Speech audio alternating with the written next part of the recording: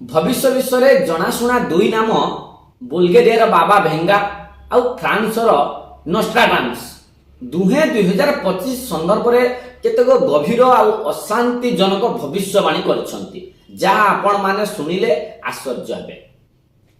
बाबा भेंगांक अनुजाई एई वर्ष यूरोप एक विनाशकारी युद्ध रे बुड़ी जीव जहाँ यूरोपर अधिकांश जनसंख्या नष्ट करदेव एभली किछि भविष्यवाणी करा जायछि। से आउरी मध्य उल्लेख करथिले जे रूस आगामी दिन में समग्र विश्व को शासन करि पारे, रूस आधिपत्य सारा विश्व रे वृद्धि करिबो। ये पूर्वानुमान धीरे धीरे सत हेउछि कारण आपण यूक्रेन और रूस युद्ध कथा मन पकांतु।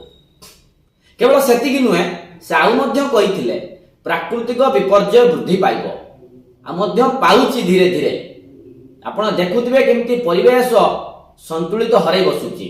अमेरिकार पश्चिम उपकूल रे भूकंप आउ आग्नेयगिरी विस्फोरण घटी पारे, वर्तमान ता घटुछि मध्य। आपण माने गणमाध्यम रे बा सोशल मीडिया रे निकटरे सुनिथिबे हैदराबाद कथा जे जंगल केमिति कांदुछि। आपण प्रथम थर पई जंगल एमिति रोडी छाडुथबार आपण माने सुनिबा पाउथिबे। बाबा भेंगांक भविष्यवाणी अनुसार विनाशकारी युद्ध रे प्राय ध्वंस होइजिबो यूरोप आ अनेक लोक एथिरे जीवन हारिबे। या व्यतीत से प्राकृतिक विपर्यय रे अनेक भविष्यवाणी मध्य करिसंती जे अमेरिकार पश्चिम उपकूल रे भूकंप एवं निष्क्रिय आग्नेयगिरी उद्विग्न भली भविष्यवाणी करिसंती बाबा भेंगा।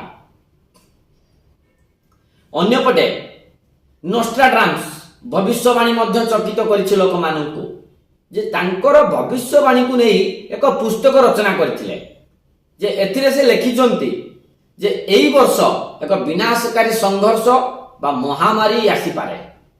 पूर्वरु आपण मानकर मने थिबो कोविड भली केमती महामारी आसीथिला आ ब्रिटेन प्राय ध्वंस होइजिबो बोली मध्य पूर्वानुमान करिसंती आ एक विश्व शक्ति वृद्धि पाइबो बोली से भविष्यवाणी करिसंती। आ से विश्व शक्ति किए मु आपन जणाउछि। से आउरी मध्य कहिसंती भारत एक नूतन शक्ति भाबे उभा हेबो। एइटी भारत कथा मु कहूछि जे सबु देश जेतेबेले ध्वंस हेबा को जाउछि सेतेबेले भारत को एक नूतन शक्ति भाबे उभा हेबो बोली जा पूर्वानुमान करिसंती। आ सारा पृथ्वी रे भारत को समस्ते सम्मान करिवे। भारत बिना कौनसी कार्य साधित होई पारिबो नाही एभली तांको बही रे लिखा जायछि। आ अन्यपटे नोस्ट्राडामस तांको 16तम शताब्दी रो पुस्तक रे लिखिथिबा कौनसी श्लोक अनुसार 2025 रे यूरोप रो द्वंद्व अस्थिरता बढ़िबो।